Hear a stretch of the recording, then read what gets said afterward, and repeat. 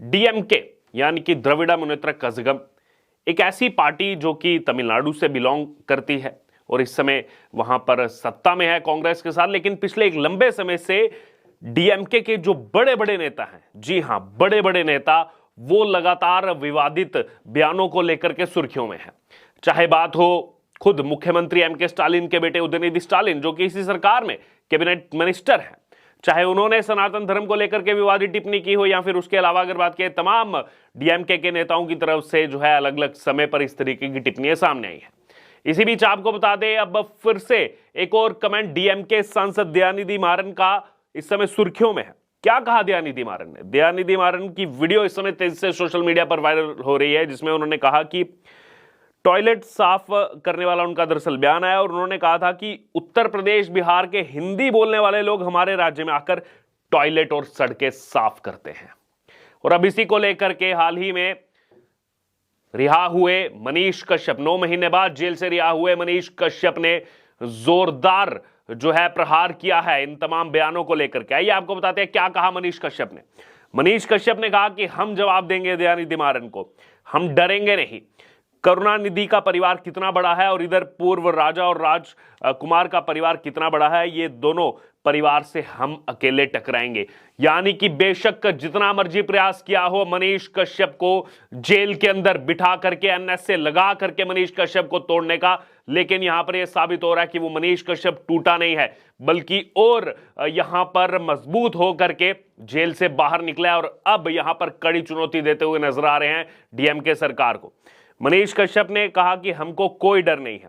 फिर आगे कहा कि सोशल मीडिया पर मैंने ये सब देखा है, यूपी बिहार के हिंदी भाषी तमिलनाडु में टॉयलेट साफ करते इस तरीके की स्टेटमेंट्स दी गई है। फिर आगे उन्होंने देखिए तंज भी कसा है और कहा है कि इस खबर की पुष्टि मनीष कश्यप नहीं करता है, जैसे ही पुष्टि करूंगा वैसे ही ये एनएसए लगा देंगे मुझ पर और फिर से मेरे पर एनएसए लगा दिया जाएगा। तो सोचिए मनीष कश्यप ने जो वो वीडियो का पूरा मामला है मनीष कश्यप के साथ, वो तो तमाम इलेक्ट्रॉनिक मीडिया पर चला था, तमाम प्रिंट मीडिया पर चला था, तमाम नेताओं ने इसको लेकर के जो है वो बयानबाजी की थी। किसी पर कोई एक्शन नहीं हुआ था। मनीष कश्यप को उठा करके जेल में डाल दिया गया, एनएसए लगा दिया गया। अब वो एनएसए क्यों नहीं लगता ऐसे नेताओं पर जो लगातार, एक बार नहीं लगातार इस तरीके की बयानबाजी उनकी सामने आ रही है?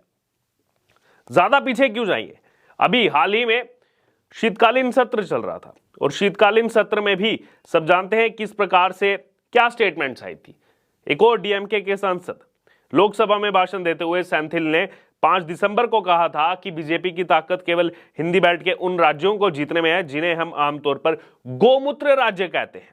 दक्षिण के राज्यों में बीजेपी को घुसने नहीं दिया है, इसको वो गोमूत्र राज्य बता रहे हैं। अब वो वीडियोस वायरल हो रहे हैं जिसमें कह रहे हैं कि केवल टॉयलेट साफ करने आते हैं यहां पर यूपी बिहार के लोग। अब आप देखिए, अगर यहां पर समझने वाली चीज ये है, जब से ये राज्यों के नतीजे आए हैं तब से जो ये INDIA अलायंस बना है, इनके अगर आप स्टेटमेंट सुनेंगे तो आपको स्टेटमेंट्स में झलकेगा कि अब ये पहले इन्होंने प्रयास किया जातिगत जनगणना वाला कार्ड खेलने का कोशिश किया, इन्होंने फेल हो गया, नहीं मिला वोट, सरकारें चली गई।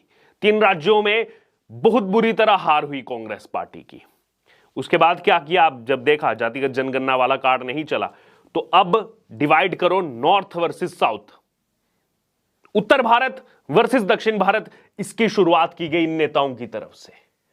क्योंकि झलक यही रहा है, जो स्टेटमेंट्स आ रही है उससे यही प्रतीत हो रहा है। तमाम कांग्रेस के प्रवक्ता आकर के टीवी में भी यही बोल रहे हैं डिबेट्स में, देखिए हम दक्षिण भारत में स्ट्रांग, दक्षिण भारत उत्तर भारत। तो बार बार वही चीज जो कांग्रेस पार्टी के साथ कही जाती है कि ये उसी पॉलिसी पर चल रहे हैं, अंग्रेजों वाली पॉलिसी पर, डिवाइड एंड रूल, आपस में लोगों को तोड़ो और बांटो। अब इसमें कांग्रेस का जिक्र मैंने इसलिए किया क्योंकि तमिलनाडु में जो सरकार चल रही है कांग्रेस के साथ कोलिशन में सरकार चला रही है डीएमके। और ये यहां पर अगर बात की, जो मनीष कश्यप ने इशारा किया है बिहार सरकार की तरफ भी, बिहार सरकार की भी इस समय जो महागठबंधन की सरकार है वो इस INDIA अलायंस का हिस्सा है, उसी INDIA अलायंस का हिस्सा डीएमके भी है। एक साथ बैठते हैं ये सब, जब बैठकें करते हैं, जब एक साथ INDIA अलायंस की बैठक होती है तो वहां सब एक साथ होते हैं। दूसरे जो देखिए कितना जहर इनके मन में भरा हुआ है। बहरहाल आगे यहां पर कह रहे हैं मनीष कश्यप की बिहार के जो एक राजा के राजकुमार हैं वो 1 मार्च 2023 को बर्थडे केक काटने गए थे वहां पर। यहां पर अब वो ये साफ कर दे कि टॉयलेट साफ करने गए थे कि बर्थडे केक काटने गए थे, ये तमाम तंज कसे गए मनीष कश्यप की तरफ से।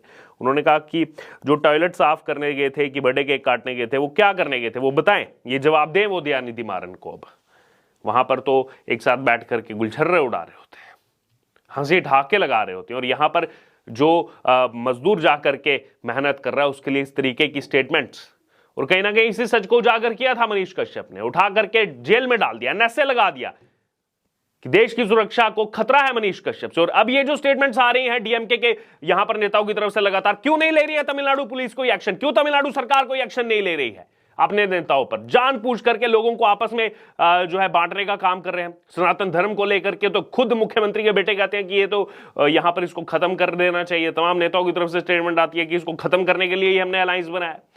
यह HIV एड्स की तरह है, मलेरिया डेंगू की तरह है, ये कोरोना वायरस है, तमाम चीजें कही गई सनातन धर्म को लेकर के। तब उस समय ये कोई नहीं सामने आया। आगे मनीष कश्यप कह रहे हैं हम जवाब देंगे दयानिधि मारन को, हम डरेंगे नहीं। इस पर क्यों कोई प्रेस कॉन्फ्रेंस नहीं हो रही, क्यों दयानिधि मारन पर NSA नहीं लगाया गया?